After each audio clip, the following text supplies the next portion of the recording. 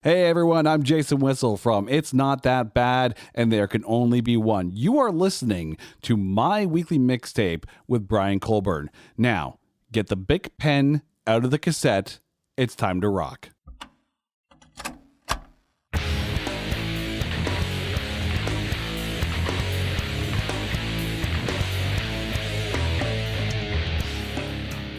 Welcome to My Weekly Mixtape, a podcast that takes the classic mixtape approach to building a modern playlist. I'm your host, Brian Colburn. Joining me for tonight's collaboration is Jason Whistle, host of the It's Not That Bad and There Can Only Be One podcast, as well as my guest in the show's premiere episode, The Greatest Opening Guitar Riffs. Jason, thank you so much for joining me once again.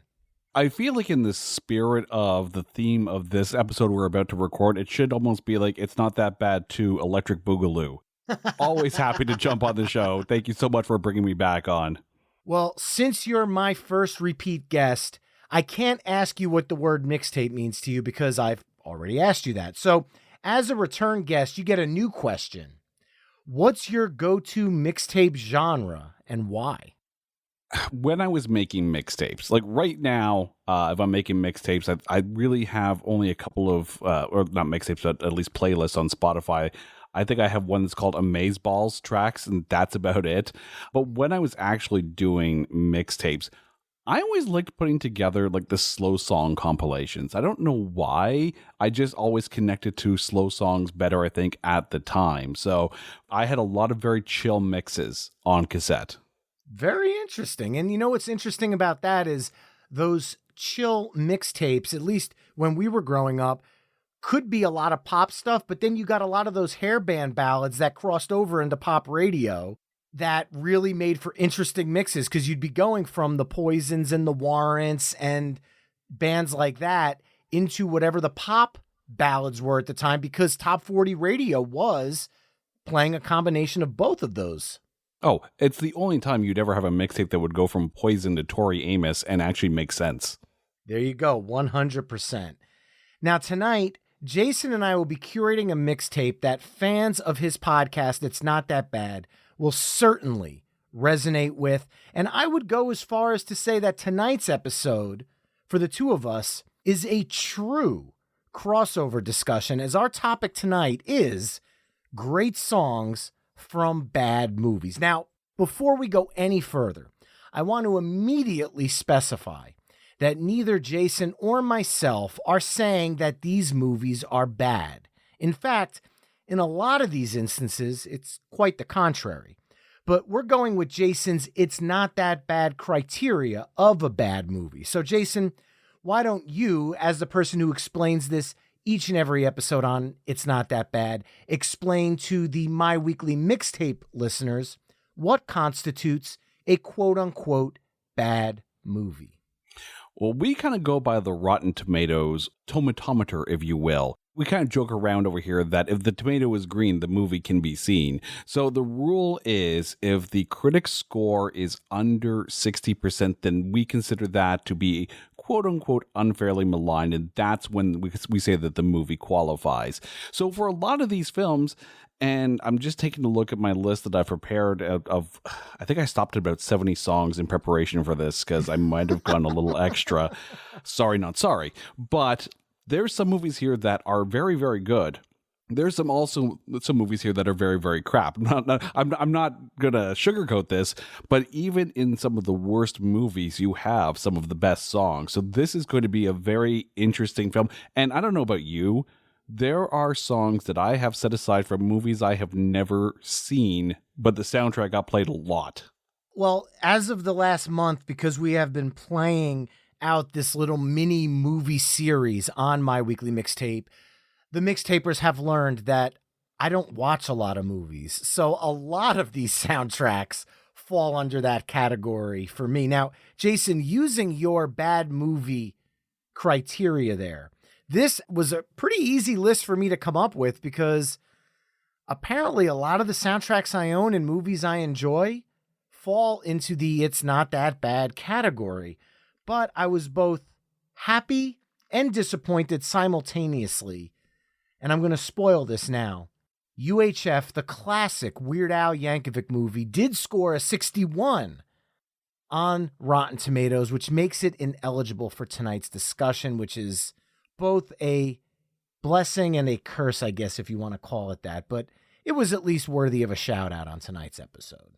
Well, to that same token as well, seeing as we're talking Weird Al Yankovic, Transformers the movie, the animated movie, has a slightly over 60% rating, therefore Dare to Be Stupid would not actually qualify for this one as well. Well, you had Dare to Be Stupid, but the first song I was looking for was Stan Bush, The Touch. And sure enough, I went, oh, come on, really? I was pretty much ready to reach out to a reviewer and try to get them to go on Rotten Tomatoes and give it a rotten score just to kind of bring it down for the sake of tonight's episode. However, I am going to keep this on the straight and narrow, 100% legit, and not do that. 60 and under.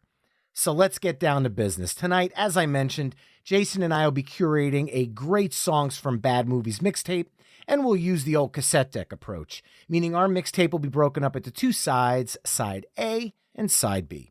Jason, as my special guest, will begin side A with his first song choice, and then I'll add a song that I feel best follows up his choice. We'll then flip-flop choosing songs until we've mapped out the 10 songs for side A. We'll then give our mixtape a proverbial flip, and we'll map out side B, only this time I'll kick things off with Jason choosing second. Our overall goal for the episode tonight is to craft the best great songs from bad movies mixtape possible through only 20 songs. At the end of the show, you could take our conversation to the next level by visiting the episode page at myweeklymixtape.com to give our final mixtape a listen via the embedded playlist. And finally, if you like what you're hearing on the show, please consider becoming a Patreon mixtaper at patreon.com/myweeklymixtape. And I'd actually like to take a moment now to welcome several new Patreon mixtapers: Mally Hart, Jalen, QueenFan05, and Kevin Seeker. I'd like to personally welcome all of you to the Mixtaper family, and I thank you all for supporting the show The Extra Mile. And I'll also add, within a week of this episode airing is Kevin Seeker's birthday, so I want to give him a special birthday shout out. Cheers, buddy. Thanks again, and hope you have a great birthday. Now, before we press the record button on this mixtape, some mixtapers chimed in with the song they feel would best kick things off. And I want to start. So, Jason, you and I have some food for thought going into this episode. I mean, I have to add more songs to the list? Yes, exactly. As if our lists aren't long enough. Kicking things off, Patreon mixtaper Cactus Pete chimed in with Lustra's Scotty Doesn't Know from Eurotrip. And then elsewhere on the socials, people who follow me at My Weekly Mixtape on Twitter, Facebook, Instagram, TikTok, and now Sproutable all had chime-ins as well. Kenneth Eisenberger chimed in with Irene Cara, The Dream from DC Cab. Joey Held chimed in with the Eels, Hey Man, Now You're Really Living from Charlie Bartlett. Sean Faust chimed in with 38 Specials, Back to Paradise from Revenge of the Nerds 2. And I want to jump in and say, I did not take the time to check all of these chime-ins on the Tomatometer prior to this. So if any of these are actually above 60, you pulled one over on me. Great job. Matt Kennedy from the X Radio X soundtrack chimed in with anything from Meet the Deedles. Jason Spiegel chimed in with Tevin Campbell's Round and Round from Graffiti Bridge. John DiGregorio from Movie Lovers Unite chimed in with Jim Carrey's Somebody to Love from The Cable Guy. Bob Scott chimed in with John Bon Jovi's Blaze of Glory from Young Guns 2. Justin Fortune chimed in with anything from Blues Brothers 2000. Gnarly Thotep chimed in with Roxette, Almost Unreal from Super Mario Brothers, the 1993 one, not the new one that's out in theaters, of course. On Repeat Records chimed in with Dan Hartman's I Can Dream About You from Streets of Fire. John Porable chimed in with Rag and Bone Man, Broken People from Bright. Philip Bergman chimed in with Devo's Are You Ready from the Mighty Morphin Power Rangers movie. And Greg Vorab chimed in with anything from the She's the One soundtrack. All right, Jason, now that we've got those chime-ins out in the atmosphere, what song are you kicking off our great songs from Bad Movies mixtape with? I'm not going to lie. I breathe a massive sigh of relief that I get the first song on this one, because there's one song I'm like, oh, please don't scoop me on this. Please. Okay, I get first song. I'm good. I'm good. And I have to give a shout out to you as well, because when listening to your show and when listening to Playlist Wars, as I would be driving along on my commute into downtown Toronto, I'd like to play along with the show. You sit there and try and figure out what the next song would be, or, sit there and say, are they going to mention this song? Are they going to mention this song? It's very play alongable. There was an episode of Playlist Wars, and I can't remember off the top of my head which episode it was. Someone mentioned a Letters to Cleo song. And I think the comment was, does Letters to Cleo have any song but what they do for soundtracks? Yes, they do. Yes, they do. I'm a big Letters to Cleo fan. But I'm going to go with, and it does make sense here in a second here, 3 small words from Josie and the Pussycats, which has a tomatometer of 53%. Now, if the vocals sound familiar, if you haven't guessed it by now, the vocals are not done by Rachel Lee Cook. That's Kay Hanley from Letters to Cleo. However, the song was also co-written by Adam Duritz from The Counting Crows. The 3 actresses actually did do backup vocals on this. So did Biff Naked. Nice. You know who Biff Naked is if you're Canadian. But also, if you take a look at the liner notes of the Josie and the Pussycats album, Matthew Sweet is listed as quote-unquote unspecified duties. So I'm just going to assume that he was there being awesome for the entire record. But I freaking love that film. That's such a fun film. That's a great film with a great soundtrack. And we've talked about this on the show before. If you are performing music in a movie, but you're not singing it. So let's take out the movie with Lady Gaga and Bradley Cooper, A Star is Born, because they actually performed those songs in the movie. But we look at movies like That Thing You Do, Rockstar, where the actors are lip syncing. Oh, brother, where art thou? You need to be able to pull that off. It's not just lip syncing, because it could be very easily figured out if you're not embodying that singer role. And in Josie and the Pussycats, you actually believe that they're performing the music, which is very important to me watching these movies. Because if it's unbelievable seeing them perform the music, I'm taken out of the role. Well, if I remember correctly, they actually went to, quote unquote band camp in preparation for this film. So, they learned how to play the instruments. Not that they played the instruments in the studio, but for at least for being on stage. The same thing, the boot camp definitely happened in That Thing You Do. I know Tom Hanks sent the Wonders for a month to learn the instruments, because if somebody's just sitting there holding a bass, now you and I are both bass players, and they're just sitting on the G the entire song, you and I know that immediately. But if they're walking around and actually following the notes, you kind of learn to understand that. So it's a big thing to pull off.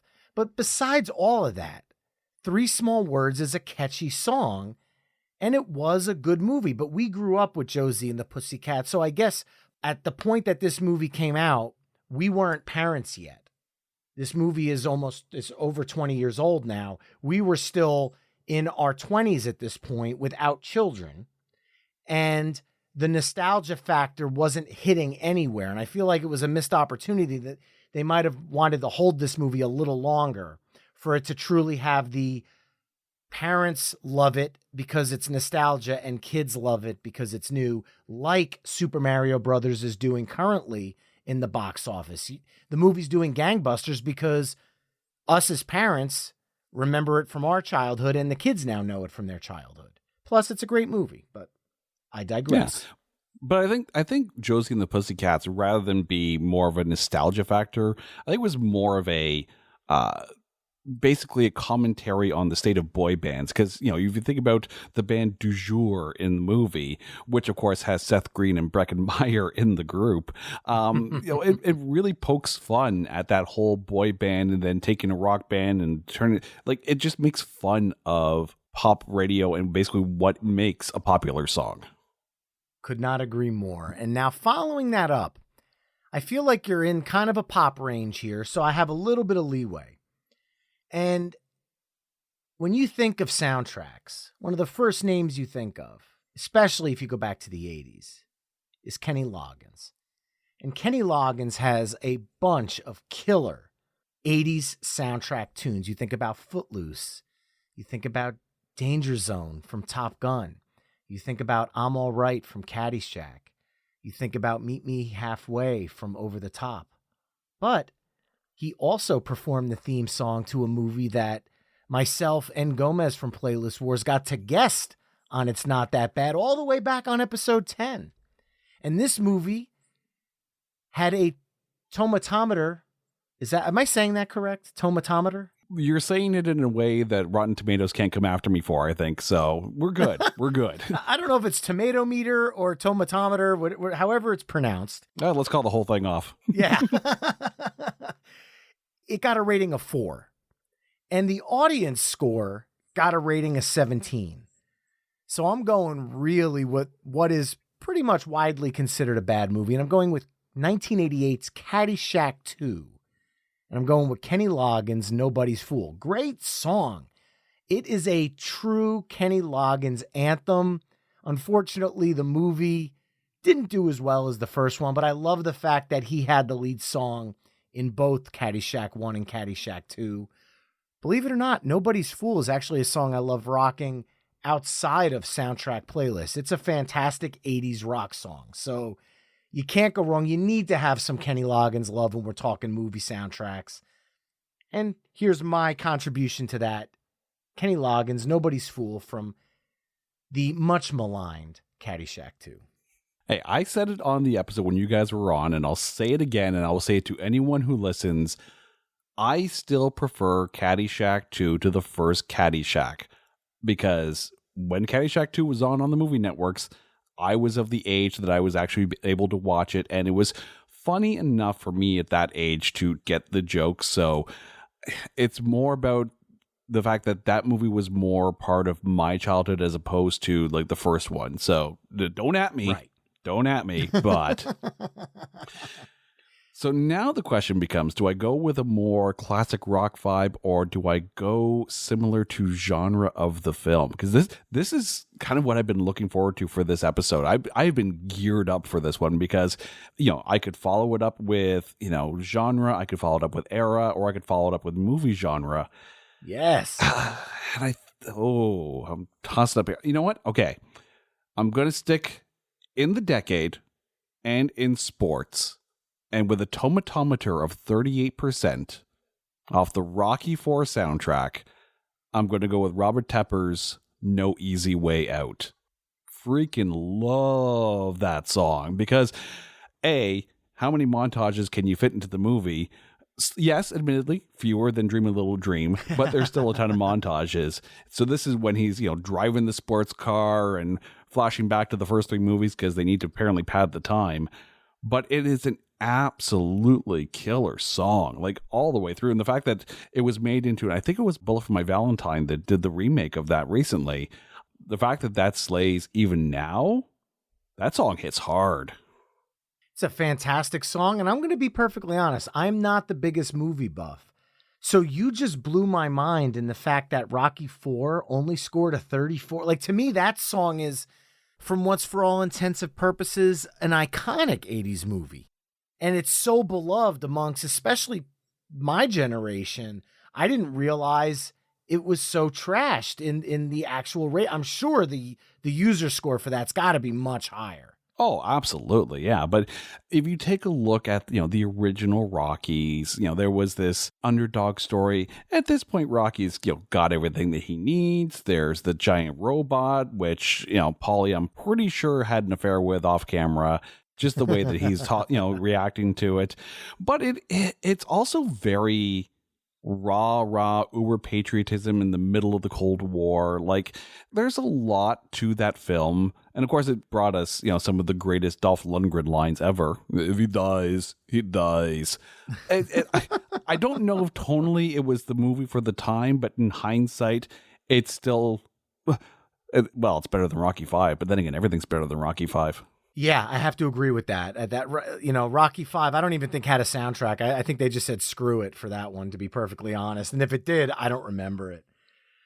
Wow. So I'm going to be honest, would not have expected a Rocky IV song to make this list. So I'm glad it did, because also on the Rocky IV soundtrack, which I can't touch now because you have now removed that movie from the list, is Hearts on Fire by John Cafferty. However, I could tie it to that because John Cafferty and the Beaver Brown Band is also known as Eddie and the Cruisers. And in 1989, Eddie and the Cruisers 2, Eddie Lives, was released and flopped in movies faster than you could probably play through the actual movie or soundtrack. I don't think it lasted a day in theaters. And on Rotten Tomatoes right now, there's only 3 ratings, and they're all bad. However, apparently that rating averages out to a tomatometer of 34%, but the audience score gives it 72. So I am going with Eddie and the Cruisers 2, Eddie Lives from 1989, and the song is Running Through the Fire from John Cafferty and the Beaver Brown Band. Now, the opening of this movie, I have to ask you this question because you're from Canada, and Eddie and the Cruisers, fictionally here, let's just talk hypothetically, he is a world-famous musician who supposedly died, moves to Canada, grows a mustache, and gets a job in construction. So this mustache was the only thing on earth that separated Joe West from Eddie Wilson in that movie. But for some reason, he fooled not only all of Canada, but all of the United States by growing a mustache. The whole world completely didn't recognize him, which was the only part of that movie that I've always wondered. So if somebody, a massive star in the U.S. were to pass away and move up to Canada and just grew a mustache, would you recognize? It's a very good question. I mean, so talking realistically here, Canadian radio up here, we have CRTC regulations where it says that a certain percentage of the songs that are played on radio have to be Canadian content. So knowing that those CRTC regulations are there means that some American artists don't get played up here. And you see that too with terrestrial radio, and considering when Eddie and the Cruisers came out, you had bands that were big in certain cities and not so much like a couple states over. You know, the fact that it took Triumph to have to go down to, I think it was Texas, in order to be able to get big. The fact that Rush got big in Cleveland really before getting big in Canada, it's a bit of a different scenario. But to the same token, we have bands up here that were huge and barely made any noise south of the border. The Tragically Hip comes to mind. Yes, they were at Woodstock, I think it was 99 or 94. Yes, they, because Dan Aykroyd got to introduce them, they were on Saturday Night Live. But really, aside from those moments, the Tragically Hip didn't make as much noise, and yet they're considered like the house band up here. So it's possible. It's very possible.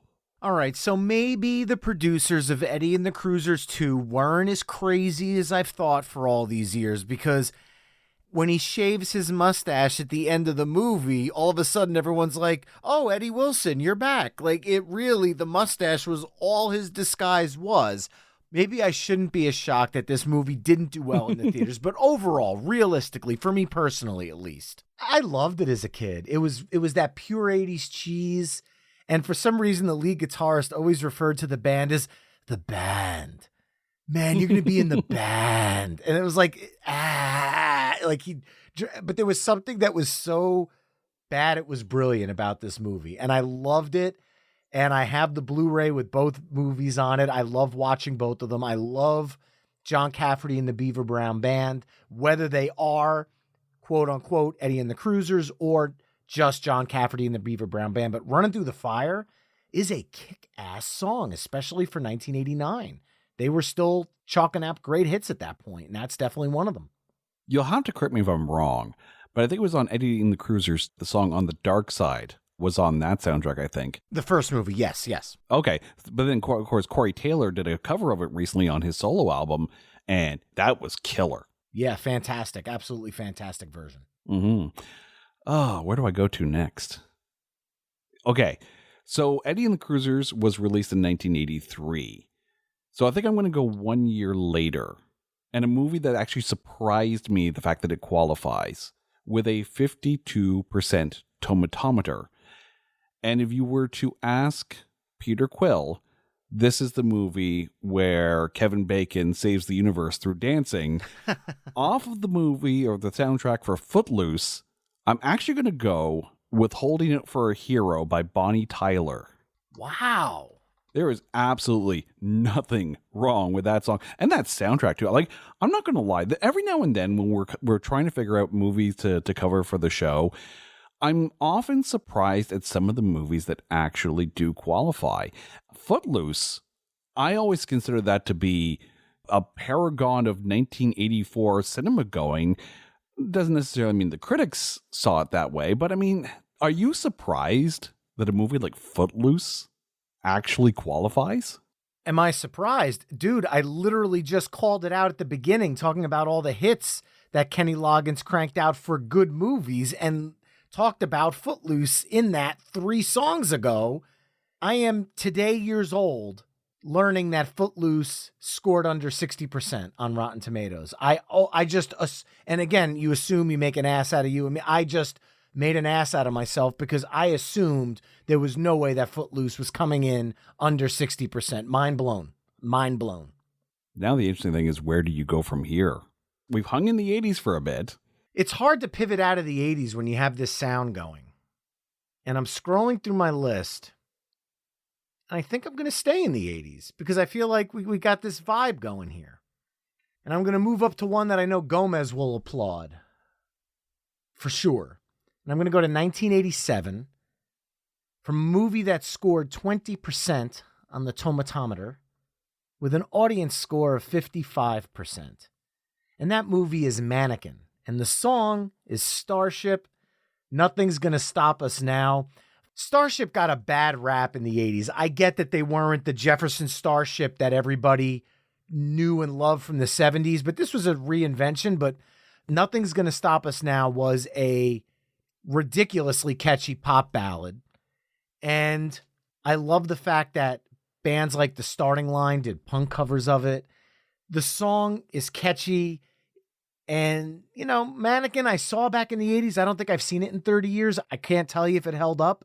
In my mind, it was funny way back in the day. I just haven't seen it in so long. But this song definitely holds up. And coming out of Bonnie Tyler, I feel like staying with the female 80s sound, but it slows it down a little bit because we've had a lot of upbeat songs so far. So I figured now is the time to kind of dip a little bit and give you a little bit more to pivot off from for the rest of this. But my track 6 is Starship. Nothing's Going to Stop Us Now from Mannequin. All I'm picturing right now is the motorcycle ride with Andrew McCarthy driving down with, and I can't remember the actress's name. Kim Cattrall. Kim Cattrall. Yes. Yep. Yes. Yep. Speaking of Canadians. Yes. You know what? I know exactly where I'm going to go with this one. I'm going to bring us into the 90s, but I like the happy vibe we got going here. So I'm going to stick with another movie that A, I'm surprised actually qualifies, but B, happy, upbeat, catchy as hell, with a tomatometer of 53% from the soundtrack of So I Married an Axe Murderer. I'm going to go with There She Goes from The Laws. This is kind of almost like the theme song of the whole film. One of my favorite Mike Myers films of all time, just because it's just, and Nancy Travis, absolutely loved her. Loved her in Destiny Turns on the Radio. Loved her in this. I'm surprised she didn't do much more later on, at least not that I noticed, but it's such a fun film. And if you're not sitting there watching this going, "Head, move," then you're watching it wrong. Love the song. I want to give a shout out back to episode 17 of my weekly mixtape because we had JT from The Uninvited on, and we talk about The Laws, There She Goes in that episode. Such an underrated song. Obviously, everyone automatically goes to, at least in the US, when they hear There She Goes, they automatically go to Sixpence None the Richer because they really brought that song to pop radio, but the original version's absolutely fantastic. So I Married an Axe Murderer is a great movie. And coming out of that, I think I know exactly what I'm going to do. Being you got it in the 90s and you're keeping this upbeat thing going, I am going to go to a movie that came out in 1995. It's one of my favorite 90s movies, and it's not That Thing You Do because That Thing You Do does not qualify. But this one is also centered around music, and it has a tomatometer score of 31 with an audience score of 83. So there's a huge swing in this. People love this movie. I know a lot of people love this movie. Gomez and I both guested on The Itch recently in celebration of Rex Manning Day because of the movie Empire Records. And sticking with that upbeat theme, I'm going to go with Coyote Shivers' Sugar High, which is the song that's performed at the end of the movie on top of Empire Records. Now, I will say this. I prefer the movie version from the soundtrack version because of the verse that Renee Zellweger sang in the movie. I actually prefer that version more. However, it's not released anywhere, so I am going with the original. The original's fun anyway. It keeps that indie vibe going coming out of the Laws. There she goes. So Coyote Shivers, Sugar High from Empire Records. I'm not going to lie. You scooped me on the movie. I had in my list Till I Hear It From You from the Gin Blossoms and A Girl Like You from Edwin Collins set aside for that one. But you scooped me on the movie. But coming out of the Laws, I don't think either of those songs flow as naturally as Coyote Shivers does. Oh, very, very true. Very true. So now where do I go from here? Because I've only got one song left on this side. And again, I do like the upbeat vibe. So I'm going to stay upbeat. A little bit harder, mind you. But I'm definitely going to stay upbeat as far as the movie tonality goes. So, with a tomatometer of 52%, from the soundtrack of Jay and Silent Bob Strike Back, I ask you, how many people want to kick some ass from Stroke 9? Yes! Absolutely love this song, love this movie. You totally scooped me on this one. I had a couple songs from that soundtrack, and obviously I had Because I Got High from Afro Man in my back pocket waiting, but it just kind of feels like with the upbeat vibe that we're going with, and let's be honest, like Jay and Silent Bob Strike Back is one of the most fun road trippy romp type films that has come out in the last 20 years. I don't know why. You know, it's got a 52%. I mean, you've got cameos from George Carlin, Carrie Fisher. The entire thing is so self-knowing and self-referential. You can't go wrong with a moment of it. Like, to me, this is one of the best Kevin Smith films, period. From the cinematography to it, to the action beats, to the writing, to the comedy, all the way through. Like, it is front to back hilarious. Could not agree more. I had two songs from that soundtrack on my list, depending on where we went. I had Stroke 9's Kick Some Ass. And even though it wasn't created for the film, the use of Run DMC's Tougher Than Leather, I had it in my list just in case there was some hip hop being thrown around, because that use is absolutely fantastic. Love that film. And I know exactly what I'm going to close this side with, because we've had a lot of fun songs on this side. And I want to give another shout out to Patreon playlister Cactus Pete, because he chimed in with this one, and I agree wholeheartedly. And we're going to bring us into the 2000s, 2004, with a tomatometer score of 47%, but an audience score of 75%, which means, once again, big swing from the audience to the critics. Excusey! I am going with Lustra's Scotty Doesn't Know. No, that's not Matt Damon singing, but just like at the top of the episode with track 1, Josie and the Pussycats were lip syncing. We're ending the side with that same lip syncing vibe with Lustra's track Scotty Doesn't Know, which also made the My Weekly Mixtape episode 10, the ultimate 2000s punk rock playlist featuring Jay Sweet from the Toonstyles podcast. So if you want to hear more about Scotty Doesn't Know, you could check that one out. But closing out side A, Scotty Doesn't Know. Scotty Doesn't Know. Scotty Doesn't Know. You scooped me on that one. I'm not going to lie. You definitely scooped me on that one. I had Eurotrip for sure in my list. It's just a matter of, where was the right time to put it in? And it does. That's the perfect follow-up for Kick Some Ass. As soon as you said Kick Some Ass, I was like, there's no other song that can go here. There's no other song.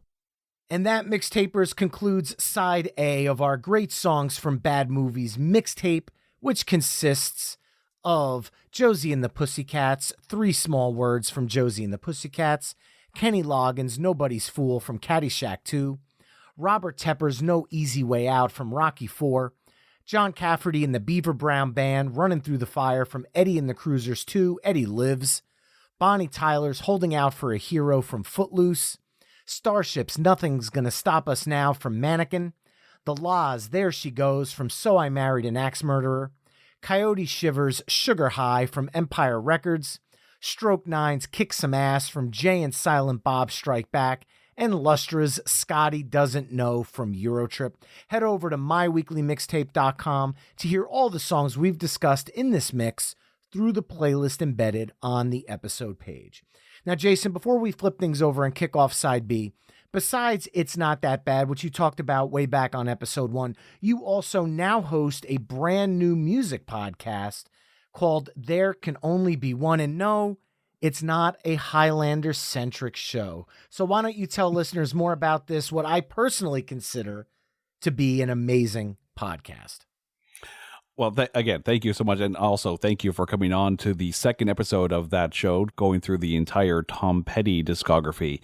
So the thing with There Can Only Be One is each episode, we're going to take an artist, whether it be a singer-songwriter or a band, and we go through their entire studio discography, making our own kind of best of playlist. But there's rules. There are rules. A, we ignore live albums and we ignore greatest hits albums. B, it's NHL All-Star Game rules, therefore every studio album must be represented.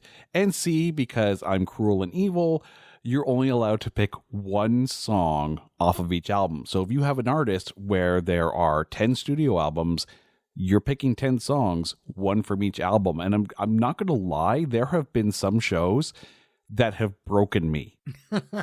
We did an episode on Pink, and two of my favorite songs of hers of all time were on the same album. And it hurt. It hurt to decide between one or the other. And it boiled down to what song held up better on the studio version as opposed to the live version. But there are some deliberations that go on when we're making some of these picks. I mean, when you were on, I'm sure there were some Tom Petty albums where I'm just like, you're just like, you have to choose between, your kids, which one's your favorite? That was a ridiculously tough episode, but so much fun because you really have to go back and dive through and listen to these albums again to make sure you're truly choosing the right song to represent an album. So I absolutely love the format. I love the show so much. And I think it's a winning formula for people that love kind of this fantasy football form of music podcast, similar to what I'm host here at My Weekly Mixtape and what you're doing over there. So I'm really excited for the future of that one. And I have to be honest, going back to It's Not That Bad, this episode, dude, if nothing else comes from this episode, it's giving you a treasure trove of content to pull from for future episodes. Well, I'm just taking a look at just the movies that are on my list and realizing that we are very rapidly coming up not only on our second anniversary, but our 100th episode. I'm pretty sure we have, year 3 covered already with just the movies that are on this list. Unbelievable. And now to start off side B, I get to kick that off. And I'm going to start off with something completely different to kind of wipe the slate clean on side B. Because every now and then when you flip a mixtape over, it could be a totally different vibe. And I want to kind of open up the door for some new ideas and kind of types of songs to flow through here. So I'm going to go back to 1998, and one of the mixtapers chimed in with this movie, which has a tomatometer score of 46%, and in rare form here, an audience score of 37%. So this one, critics mostly didn't like it, but audiences really kind of didn't like it. I saw it in the theater. I wasn't a fan of the movie, but as soon as the movie was over, I immediately went to the store and bought the soundtrack because all the movie was a series of performances that made the soundtrack. From 1998's Blues Brothers 2000, I am going with the Louisiana Gator Boys. How blue can you get? Now, who are the Louisiana Gator Boys? The Louisiana Gator Boys is Jeff Skunk Baxter, Gary U.S. Bonds, Eric Clapton, Clarence Clemens, Dak DeJohnette, Bo Diddley, John Faddis, Isaac Hayes, Dr. John, Tommy Pipes McDonald, Charlie Musselwhite, Billy Preston, Lou Rawls, Joshua Redman, Paul Schaefer, Coco Taylor, Travis Tritt, Jimmy Vaughn, Grover Washington Jr., Willie Weeks, Steve Winwood, and the lead singer, B.B. King. When I saw this scene in the theater, my jaw dropped because of all of these musical legends on stage at once. If for nothing else, this movie needed to be made for that scene alone, because a lot of these artists aren't with us anymore, and seeing that performance was absolutely mind-blowing. I am sure for the crew and the crowd that was in that room, that was lightning in a bottle magic. And for an otherwise meh movie, that scene made it worth owning the DVD for, worth owning the soundtrack for, and worth kicking off side B of our great songs from a bad movie mixtape, the Louisiana Gator Boys, How Blue Can You Get, from Blues Brothers 2000. Okay, so I know Justin Fortune mentioned Blues Brothers 2000, and I know I chimed in worst Super Bowl ever, aside from Elvis Presto.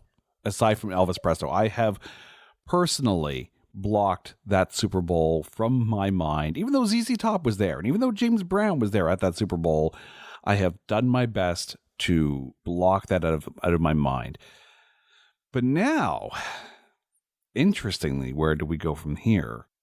Because you've got a song with, if I remember correctly, a bit of groove to it, a bit of, yeah. So I think I know where I'm going to go. And I have to give another tip of the hat to Playlist Wars and a previous special guest that you had. And it's also a tip of the hat to It's Not That Bad, because we have covered this movie before. I'm talking about, with a 36% tomatometer, the Canadian film Dog Park. The song is called Things That I Used to Do, from G-Love and Special Sauce. Nice. Now, if you've never seen the film, it's written and directed by Bruce McCullough from Kids in the Hall fame, but it's also got Luke Wilson, not Owen Wilson, Luke Wilson, Janine Garofalo, and Natasha Henstridge from Species fame. The song is just tons of fun. Like, just a great, fun funk groove. It's actually the song that opens up the entire film. And it's just one of those small little films that, yes, went straight to video. Went straight to VHS. Let me age myself here properly. But it's a fun film if you're looking for something that's more of an ennui filmed romantic, not necessarily comedy, but definitely a lighter rom-com type thing. So it's not a great movie. It's not a horrible movie. It is better than the 36%, but G-Love and Special Sauce, Things That I Used to Do. And there were actually a few songs that I had on my list from that album. I also had Stranded from Plum off of that album set aside, but no, this is the time for G-Love and Special Sauce. All right. Wow, I love G-Love. It's a fantastic song choice. I have never seen the movie, so I really can't comment to that, but we had blues, and then we had this groove of him. I don't have much that is going to complement that groove, so I'm going to pivot a little bit. But the tie I'm going to use is that supergroup formed for the movie that I used in my first song. And musically, this is going to be a record scratch, right turn, makes no sense. But I do want to talk about this because this is a very evenly maligned movie. The tomatometer score is 31%. The audience score is 33%. So not a lot of fans of this movie. Didn't do very well. But when my wife and I were dating, we went to this theater up in New Hampshire that at the time was one of the first theaters that offered movie dining and drinks during the movie, meaning you would sit in these, at the time, Cadillac chairs that reclined, and you had a table in between you, and you ordered dinner and you had drinks and you watched the movie at the same time. So it was very much an experience, and we wanted to try the theater out, but they only had one movie playing. So we went, figuring how bad could it be. And that movie was 2002's The Country Bears, Disney movie. You had Jim Henson's Creature Shop that worked on a lot of the parts. I knew it was based around music. She's a big Disney fan, so I figured, oh, you know what, there's going to be some good music in it. And yes, there was a lot of great music in it. The Brian Setzer Trio was in that soundtrack, some great country songs, but one of my favorite songwriters of all time, John Hyatt, commanded a lot of the songs on the soundtrack.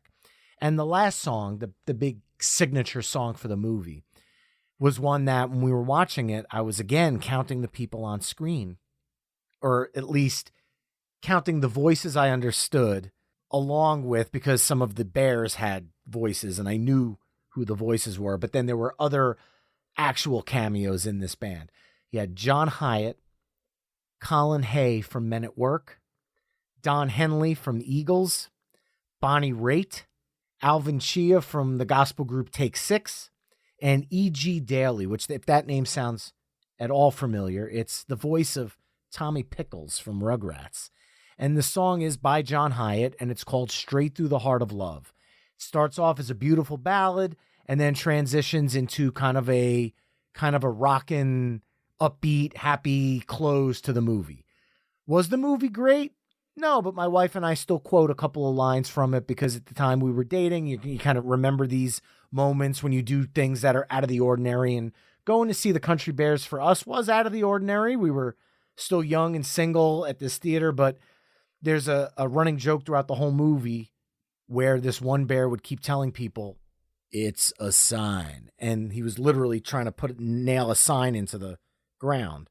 So for the last 20 something years, anytime we're looking for an exit, I will point to the exit and be like, it's a sign. And my wife will do the same for me. So anyway, John Hyatt, Straight Through the Heart of Love from the Country Bears. I'm going to go on a wild venture here and guess that not a lot of people have seen this one. But if you have, I'd love to hear what you thought of this song, not the movie, because I'm sure, because of the audience score, that not a lot of people like this one. I'm not going to lie. Never seen the movie, never heard the song. But if it's a sign, then it's a sign, and you have to go with the sign. Not a problem there. I'm surprised I stumped you on a movie, to be perfectly honest. Well, I can't watch them all. Give me a few more years with It's Not That Bad, and I'm sure I'll get around to it. But, I can't watch them all. But I think I know where I'm going to go with this one here. And while it's not necessarily a hard left turn, it's a slight left turn. Again, another film where it's a bit of a cult classic, and critic-wise, 41% tomatometer. But it's one of those films that came out, and the soundtrack was the best part of the movie. And I guarantee you, if you grew up in the 90s, you had this soundtrack. And even if you were still buying CDs in the early 2000s, I guarantee you had this CD. So from the Tank Girl soundtrack, I'm going to go with Let's Do It from Joan Jett and Paul Westerberg. And I'm not going to lie, I had a bunch of songs off of the CD ready to go. Like right under the list right there is Army of Me from Bjork off the Tank Girl soundtrack. This was, to me at least, one of the more iconic soundtracks of that era. And the fact that, it's a comic book film, or at least based on a graphic novel, it looks like a comic book film. So it's faithful to what the original artwork was. And it's just a ton of fun. And the soundtrack definitely went along with it.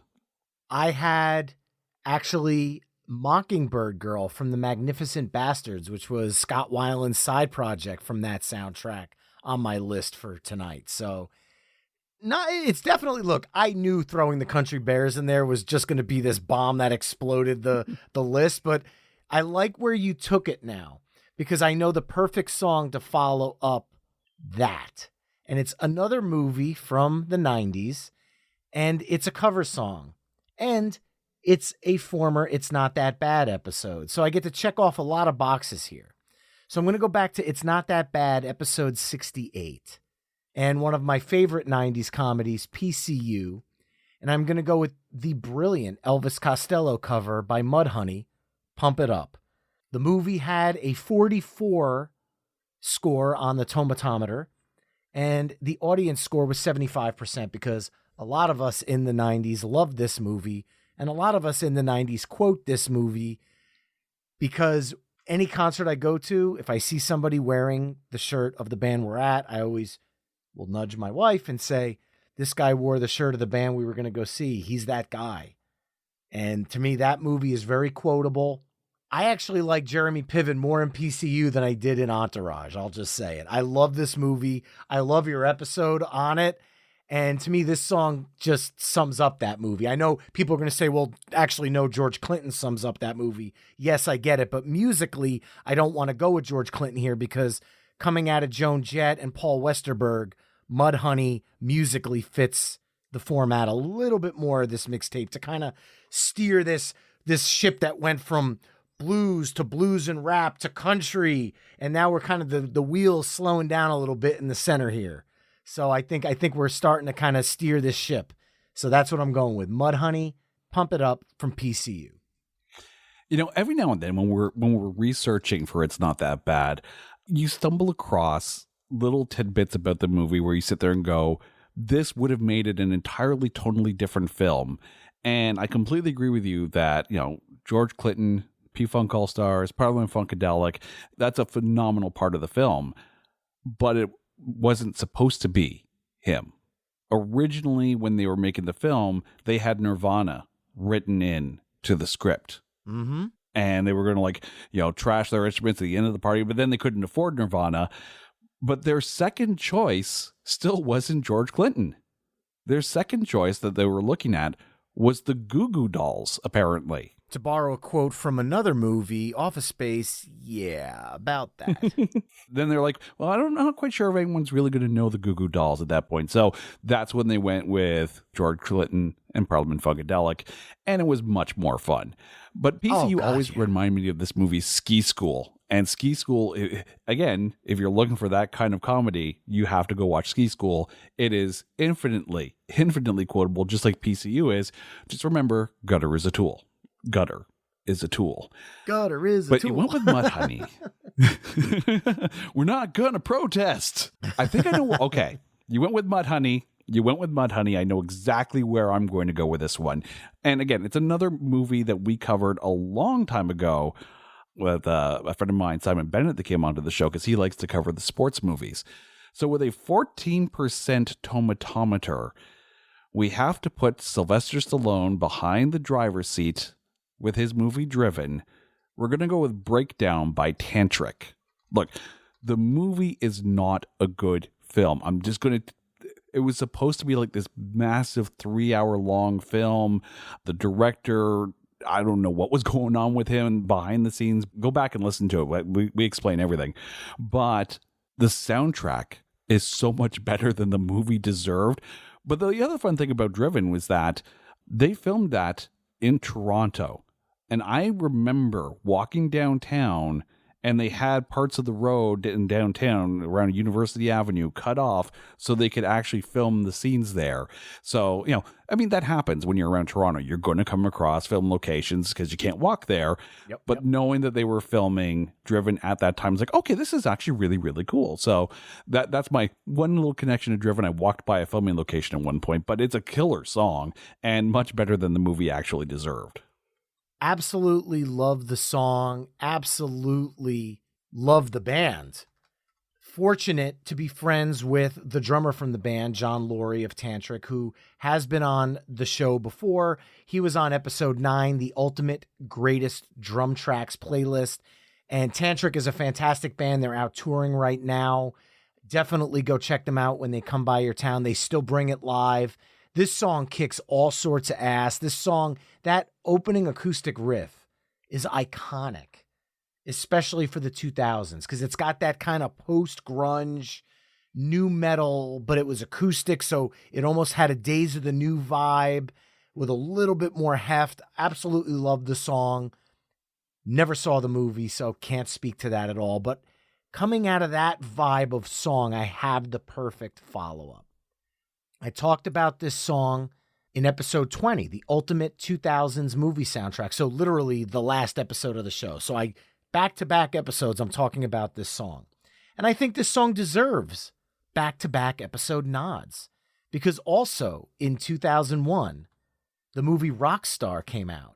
And like Josie and the Pussycats, Steel Dragons, We All Die Young is a fictitious band lip-sunk very well by Marky Mark Wahlberg, but performed brilliantly by Miljenko Matijevic of Steelheart, Zakk Wylde of Black Label Society and Ozzy Osbourne fame on guitar, Jeff Pilson of Dokken and Farner on bass, and Jason Bonham, son of John Bonham, on drums. It's a cover of Steelheart's original from their 1996 album Wait, but it was re-recorded for the movie. The movie had a tomatometer of 53% and an audience score of 59%, so both fall below that threshold. I personally love the movie. I love that era of music, and I think they did a great job. Is it true to the Judas Priest story? Probably not. Is it fictionalized? Probably, but it was still a fun movie that was a great snapshot of that era, whether it's true or not. And Marky Mark pulled off the rock star vibe to the point where I was fooled. So to do that deserves a nod 2 episodes in a row, which does not happen here very often. Steel Dragons, We All Die Young. Oh, that's going to be tough to follow up. That is really going to be tough to follow up. Like, because I'm sitting here and I'm looking at my list like, okay, I could follow up with the era of the film. Maybe not. I could follow up with, the rock starness of the band. Maybe. And you know what? It's going to be a slight left turn, but we're talking about a bigger than life rock personality on stage in Rockstar. And I'm now thinking of a bigger than life rock personality, lead singer, slight small solo detour, and a movie that I will defend to the end, because now it has not 1, but 2 Oscar winners in its cast. And yet this film has a 15% tomatometer, featuring 2023 Oscar winner for Best Actor and 2023 Oscar winner for Best Supporting Actor, Ke Huy Quan, from the Encino Man soundtrack, Yes. You're Invited But Your Friend Can't Come, by Vince Neil.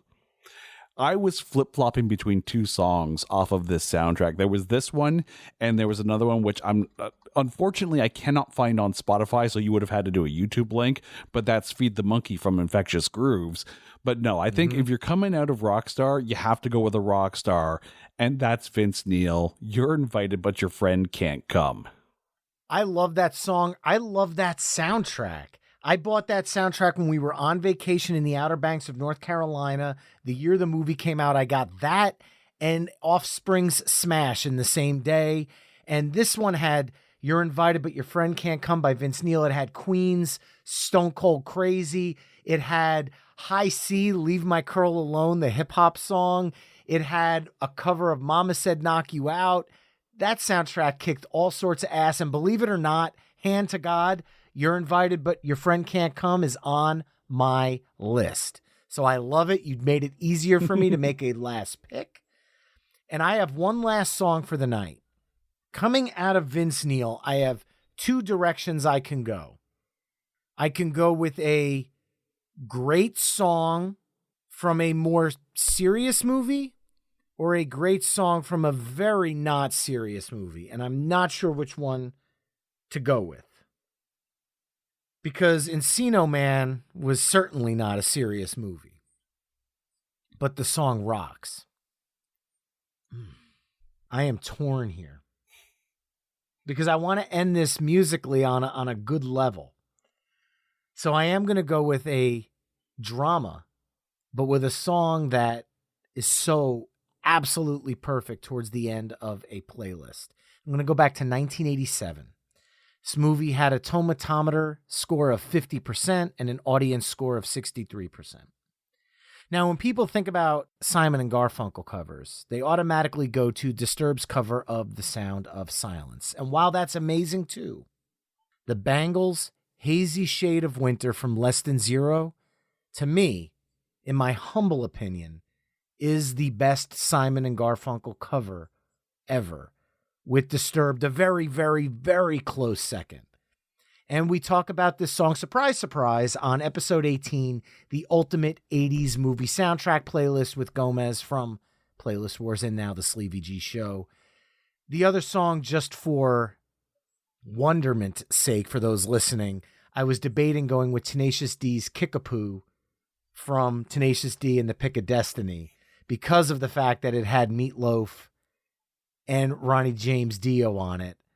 But the song was a little more silly, obviously, and coming out of Vince Neil, which You're Invited But Your Friend Can't Come, was from a silly movie, but it was more of a serious song.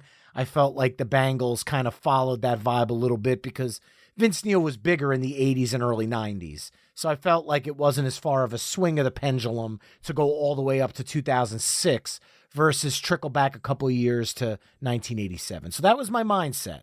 And who knows? You might have Kickapoo to close us out for the night. Who knows?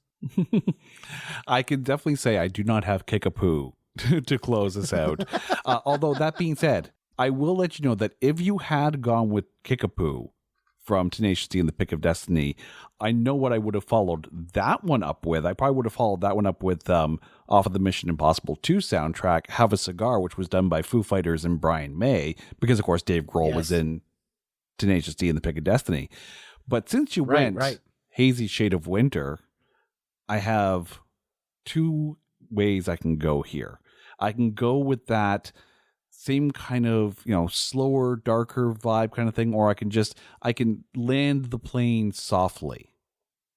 And I think I'm going to land the plane softly here with a film that, taken from a great literary work with a phenomenal cast, and the soundtrack, again, another one of those soundtracks that I think was more known than the movie that the songs came from, with a 39% tomatometer off of the Great Expectations soundtrack. I'm going to sign us off here with Chris Cornell and Sunshower. Nice way to kind of, land the plane softly here because, that song is haunting.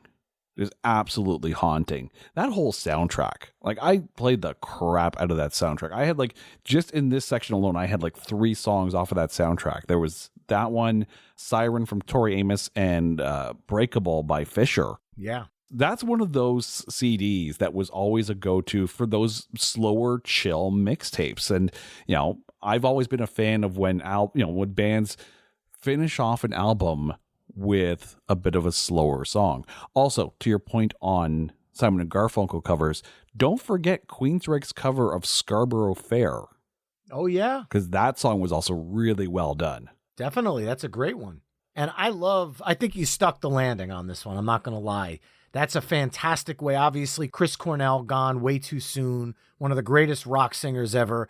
Side B is very much a musical smorgasbord of songs, which is cool because not often does a playlist veer as much as it does, but still kind of makes sense. And I think we nailed that. But before I go through those songs, I want to throw something out there because I still have, at least 2 dozen songs here. Jason, I'm going to ask you a question and then I'm going to answer the same one myself. Do you have any songs on your list that, even because side B was kind of a little bit all over the place, but do you have any songs on your list that were so far left field you just couldn't find a way to squeeze them in anywhere tonight, but you'd love to give a shout out to? An honorable mention, if you will. Oh, I mean, we had set aside one film for our 50th episode because Carrie and I absolutely loved the film. And we mentioned it on the show that it's kind of the litmus test to really see who our friends are. If you like the film, then you're our people. If you're not, then we have to second question everything here. The film is Repo the Genetic Opera.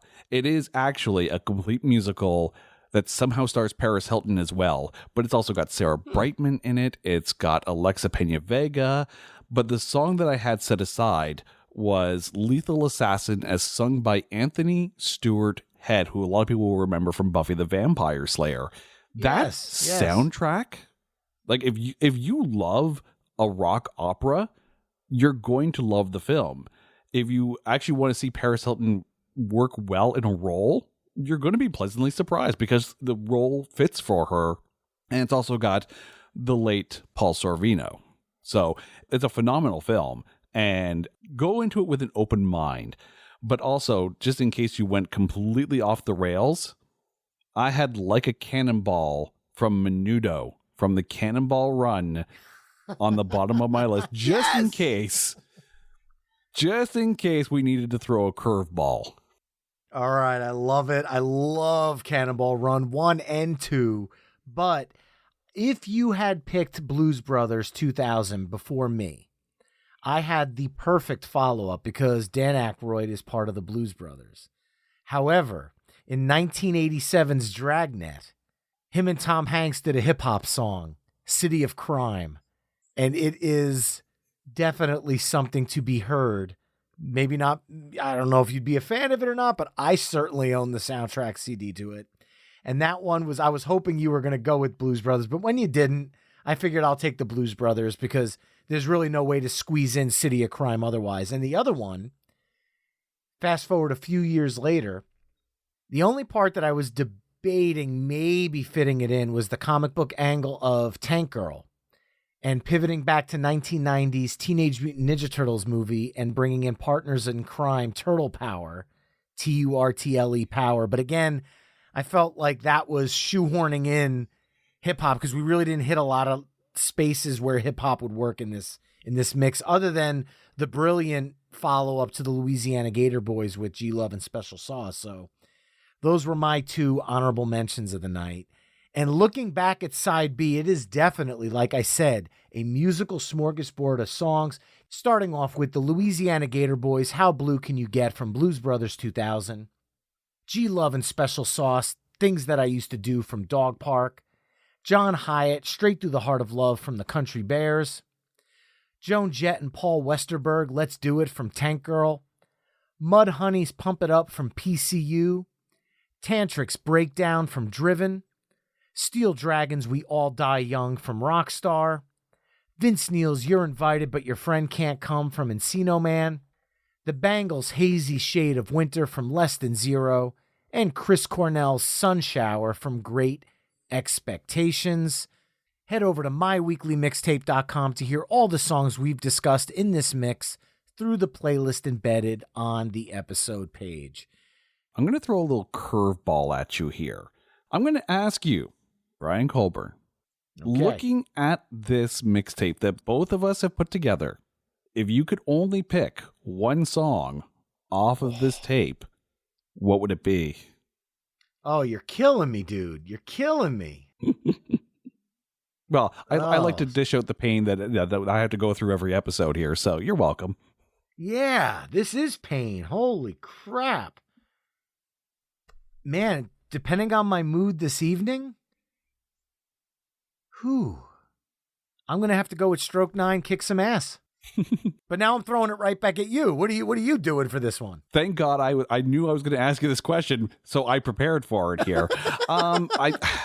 It's a toss-up and really depends on my mood at the time. If I'm in a rockin' out mood, it's going to be Josie and the Pussycats, Three Small Words. But if I'm just feeling kind of fun and goofy, it would be G Love and Special Sauce, Things That I Used to Do. But you're right, like, you see how tough there can only be one can be. Also, you mentioned Dragnet. And no, I definitely wouldn't have picked that rap song. I just wondered, I feel bad for Alexandra Paul, how many times people will go up to Alexandra Paul after that movie came out and go, oh, you're the Virgin Connie Swale. Oh.